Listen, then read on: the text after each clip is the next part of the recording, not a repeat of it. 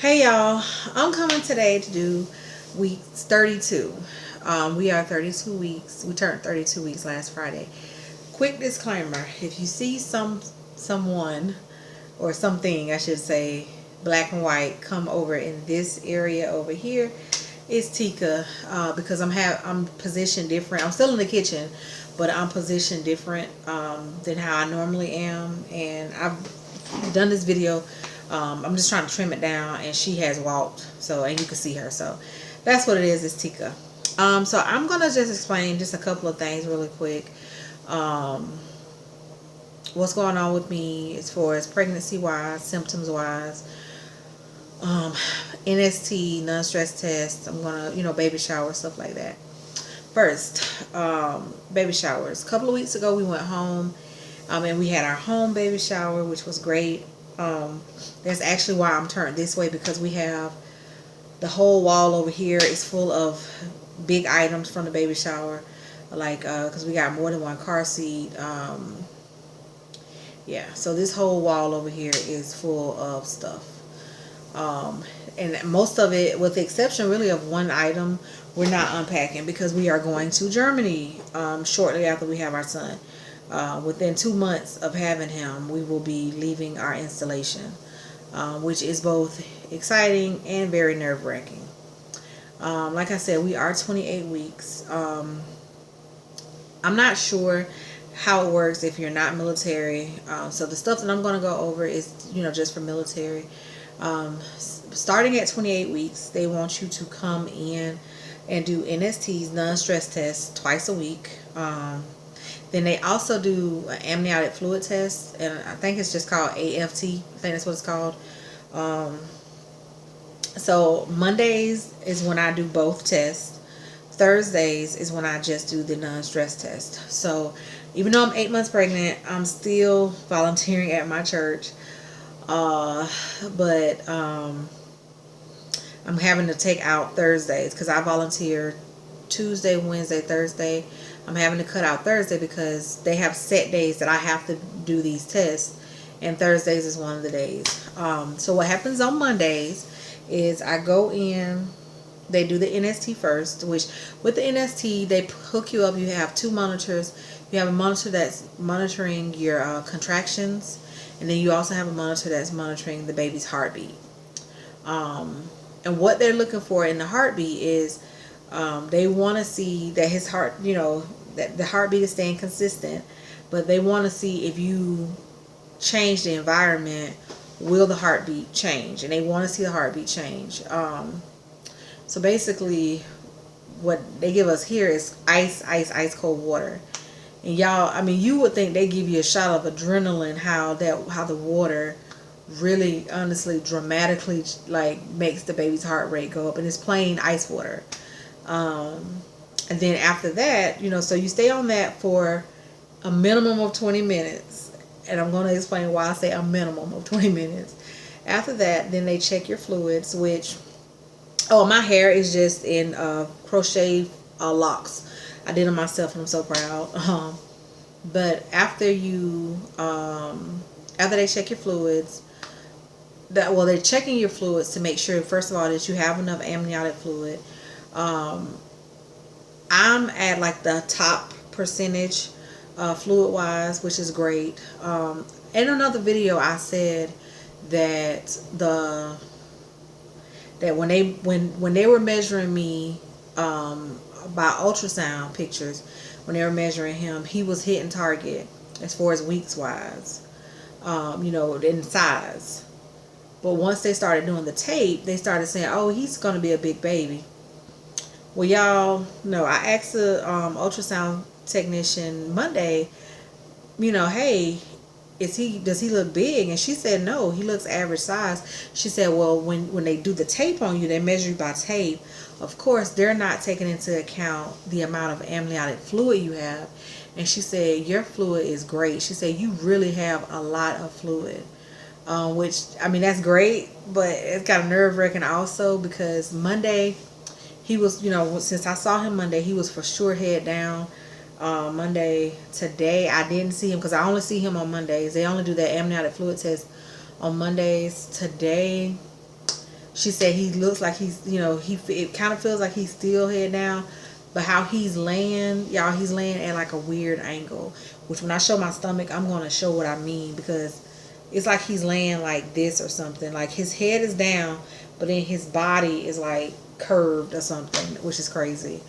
So I'm doing that every 2 weeks on top of my normal appointments. So some weeks I'll have 3 appointments, and I think after my next, because right now I'm going every 4 weeks for my regular appointments. I think after this next 4 weeks, I mean, hell, I only have 4 weeks left. I think then I'm going to go like to every 2 weeks or every week or something. So in the end, I'm going to be going like every 3 times a week almost in the end. If you are military, make sure if your spouse or you is military, make sure you take advantage of the classes. I'm done with all the classes I have to take. My husband has 1 class left this upcoming Monday, which is a daddies only boot camp class, which I can honestly say every class that we took was very informative, especially the 2 most informative to me was the labor class and the breastfeeding, because they both really made me re-examine how I had been looking at stuff. With the labor class, I have been saying from day one that I want to have a vaginal delivery. I'm not going to say natural, because when you say natural, that means no drugs. I mean vaginal, meaning I wanted some drugs in my IV. I was and still am very scared of an epidural. Well, taking the class, they explain a lot of stuff to you, and one of the things that was explained is with doing the drugs in your IV, it's going in your bloodstream, so of course it's going to your baby. And I don't want, like, this pregnancy, I have, with the exception of maybe like 3 or 4 times, I haven't even taken, except for the things that I am prescribed, like the daily baby aspirin and the prenatal vitamin that I'm still taking. I haven't taken anything. I haven't taken Tylenol, nothing, with the exception like 3 times I took Tylenol because they told me I could. So I don't want nothing going to my son, nothing. So to me, that made me like, I don't know about this IV, because it's, those drugs can go to him.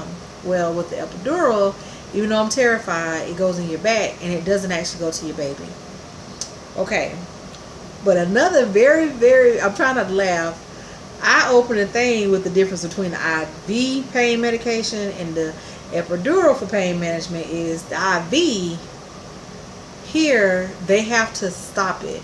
Plus the IV it only takes the edge off. So you still gonna feel the contractions. It's taking that edge off. So instead of it being like a hard gut, punch to your gut, it's like a softer punch to your gut. But how it was explained by the nurse is, they do have to stop it once you get so far along, so dilated. They have to stop that IV pain meds, which is like, okay, even if y'all stopping it at 9 centimeters, the worst part is pushing the baby out. And so, hell, that's when I need it the most. The epidural, they don't stop. You have that the entire labor process. My husband really wants me to get epidural because he says he just don't want to see me in pain like that. My plan as of right now, honestly, is to hold off on any pain medication until until I'm just to the point where, like, maybe 6, 7, because I know once you get so high, it can escalate quickly. So I don't want it to be so high that I can't get epidural. But so yeah, that's where I'm at with that. So the classes are very informative. Breastfeeding, that has made us re-examine. We're still breastfeeding. I did already. If you're military, I talked about getting a pump. I already got my pump. I got the Medela system. The TRICARE does pay for your pump and all supplies, like the whole new hoses every month, all of that for up to 36 months. So if you want someone that wants to breastfeed for a long time, they will supply you. But the thing about breastfeeding that the class really made me open my eyes to is, we thought we were going to just latch him on for maybe like a month, if that, and then I was just going to pump the rest of the time. Well, the thing about that, I was thinking if I pump like four times a day, maybe 5, he'll be good. Well, in order for my milk supply to stay good and, you know, continuously in, and it doesn't start to slow down, you have to, a baby's going to nurse like 8 times a day in the beginning. And then in order for your milk to stay in, you have to pump that frequency. And so how the lactation coach was explaining, like, yeah, you can have them latch for so long and then exclusively pump. But the thing about that is, if you're not doing it enough, your milk supply does start to kind of go down. And I didn't know that. I wouldn't have never thought of that. I would have thought 4 times was enough. So that was very eye-opening. So we're gonna do a combination of both. Once he starts getting teeth, I'm just gonna have to remember to pump. Excuse me, because you're not biting me. What else? Like I said, I am gonna show my stomach. I know he was head down because I was having so much pressure, so much pelvic pressure, like sitting straight up. Like right now, I am sitting in this chair kind of straight up. Sitting straight up sometimes, especially at night, is like really hard for me. I have to kind of lean back a little bit. That's how I knew he was head down. Now she thinks he's kind of like laying awkwardly. He's doing something, because I'm going to try to show it when I show my stomach. You could tell one side of my stomach is like poking out. It almost looks lopsided, because I think it's his butt is right there, which is like crazy. What else?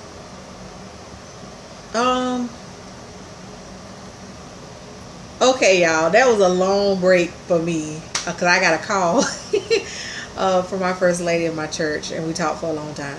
But last thing I'm going to do on this video, because I don't even remember what I stopped talking about, so if I didn't get to it, oh well. I'm going to show my stomach. Like I said, I do know that how he's laying is, he kind of flicked it, so I'm going to show that real quick. Okay, y'all, so here is him in all his glory. Yes.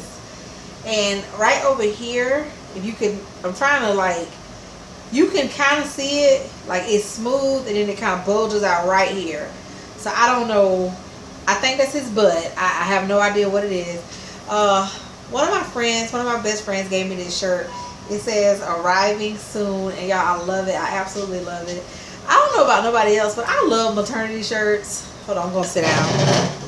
I love maternity shirts, because I like my bump. I like being pregnant. I think I may have said this earlier, but if not, I'm gonna say it again. Weight wise, I am still technically smaller weight wise than before I got pregnant. I don't have high blood pressure. I've never had blood pressure issues or anything. But I know, like, sometimes when, you know, you are a plus size woman and, you know, you get pregnant, those are some concerns you have. You know, oh, how much weight am I going to gain? Blood pressure, preeclampsia, stuff like that. I have none of those concerns. And honestly, the only weight that I've gained technically is I'm gaining back weight that I lost during my first trimester, because I lost like 16 pounds in the first trimester. And so I'm gaining that back. I haven't gained all of it back still. And I honestly think that's why this pregnancy has been so healthy, because I haven't, y'all, I'm just going to say this and I'm going to end the video. I know we like to think of that myth that, oh, you're pregnant, you eat for 2, and da-da-da-da, like, but no. If you actually, like, read and pay attention, the amount of calories that you need extra is not that much. So no, you're technically not eating for 2. And I honestly think that me just not eating whatever I want. Now, don't get me wrong. Here lately, like at the end, well, I mean, you know, I have 8 weeks to go, or 7 weeks and some days to go. But it's so hot that I do have like ice cream that I eat. But I'm just not sitting up every single day with a bowl of ice cream every day. For the most part, I still, thank God, have not had any weird cravings. The only thing I told y'all, the only thing that I technically craved from the first trimester on was fruit, because that was the only thing that I could get to stay down. The last thing I am going to say, I know I talked about our baby shower, that we had our home baby shower, and then this weekend I'm really excited. I'm having a women's only baby shower at my church. Y'all, going home to Georgia really made me appreciate the heat that I'm in now, because now, you know, where I'm at now, we're still in the South, but y'all, there's nothing like Georgia heat. Like, Georgia is humid, and we're from South Georgia, like within 20 minutes of the Florida line. Y'all, I was so miserable those days we were home, to where now it can be 90 degrees here, and I'm still hot. Don't get me wrong, I ain't saying I'm walking around like, oh, I don't feel nothing. I'm still hot, but it's not the same. So yeah, so I'm doing better with the heat. But as always, y'all, I do thank y'all for watching. I make videos strictly because I like doing them. Thank y'all for watching.